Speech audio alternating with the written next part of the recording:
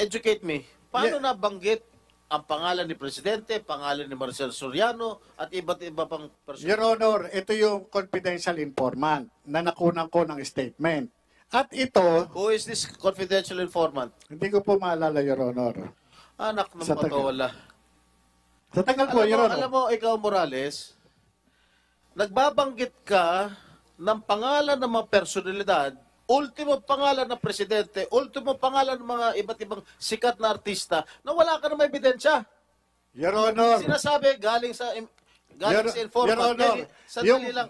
Can you just let me Yes, Your finish? Honor. Ang sinasabi mo, galing sa informant. Ngayon, ang sinasagot mo sa akin, hindi mo natatandaan kung sino informant mo? Ha? Am I correct?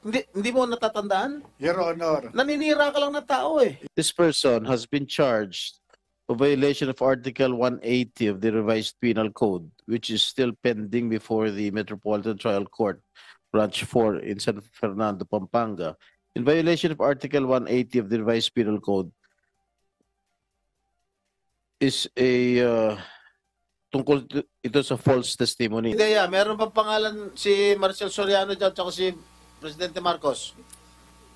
Your Honor, in the pre-operations report, there is no such name. The drug list. There is no name of the Oh, president, see? Your Honor. Marcel Soriano.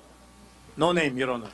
Ang akin lang, ang posisyon ko lang, habang nagmo-monitor ako kanina, wala naman sila napapakitang panibagong ebidensya, kundi yung sinasabi lang nilang dokumento, hindi nga galing sa kanya yung dokumento, galing pa sa isang informant na ayaw niya pangalanan, wala tayong, paano yun? Hindi first-hand information. Let us try to avoid making these hearings into a political circus or for a political witch hunt. Sinungaling. Polluted source. As far as I am concerned, I've already established that the President is not involved. The President is not included in the drug list.